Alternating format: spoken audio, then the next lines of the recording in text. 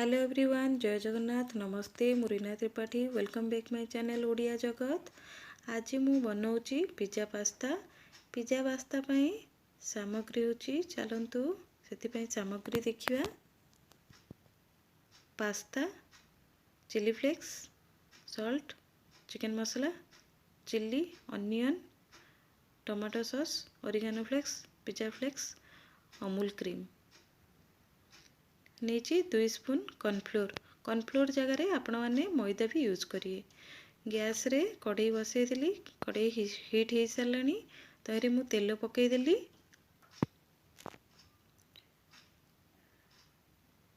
बर्तमान तेल गरम हो सारे, आम पियाज और कंचा लंका पकईदे। तहरे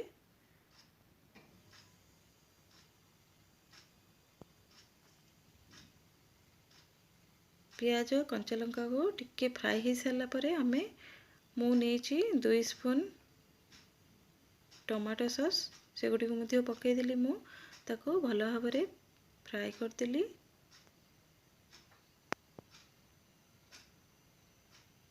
मुझे चिकन मसाला और लुण भी पकईदेली। ताको भल भाव मिक्स करदेवी।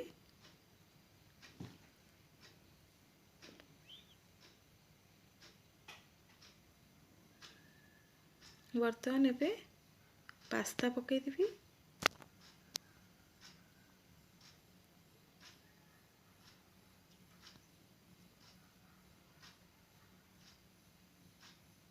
पास्ता टी को भल भाव मिक्स करदेवी।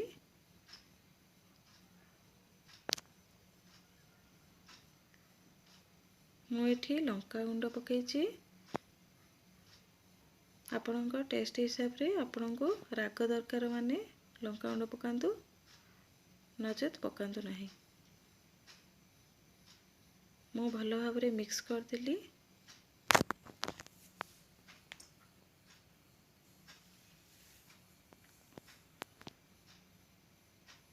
देखंतु भल भाव मिक्स कर देछि। याको मु साइड करदेवी।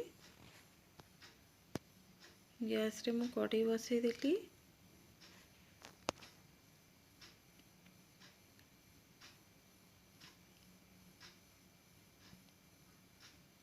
मु न्यूट्रीलाइट रो बटर यूज करछि। तो 1 स्पून न्यूट्रीलाइट बटर मु एथिरे पकईदेली कढ़ई रे। देखंतु 2 स्पून नहीं कॉर्नफ्लोर, ताको पानी मिसई मु मिक्स करदेवी। बर्तमान मु मिक्स करी कॉर्नफ्लोर मिक्स गुड़ी को मु बटर रे पकईदेली।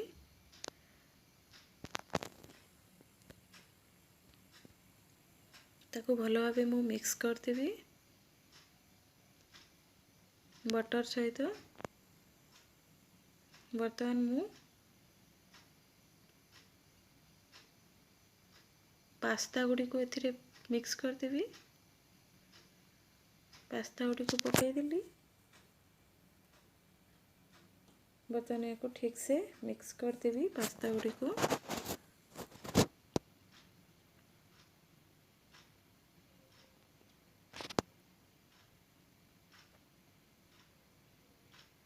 वही मु एबे चिली फ्लेक्स पकईदेली।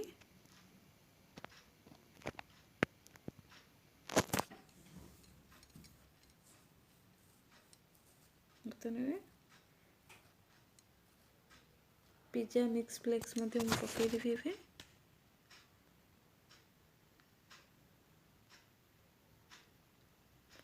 Oregano flex पकई दूची।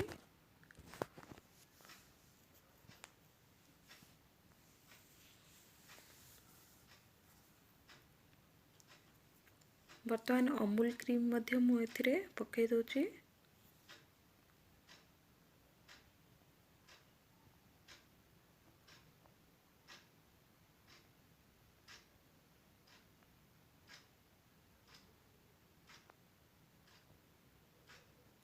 एगुड़ी को आम भल भाव मिक्स करदवा।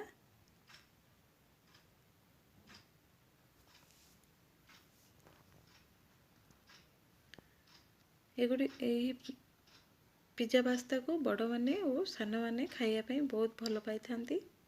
पिलामाने भी बहुत खाइबा ପାଇଁ भल पाइथांती। आशा करछि एई रेसिपीटी आपण मानकु भल लागिथिबो। आपण माने भी थरे घरे बनांतु। प्लीज लाइक करंतु, सब्सक्राइब करंतु, कमेंट बॉक्स रे लिखि जणांतु। Bye bye.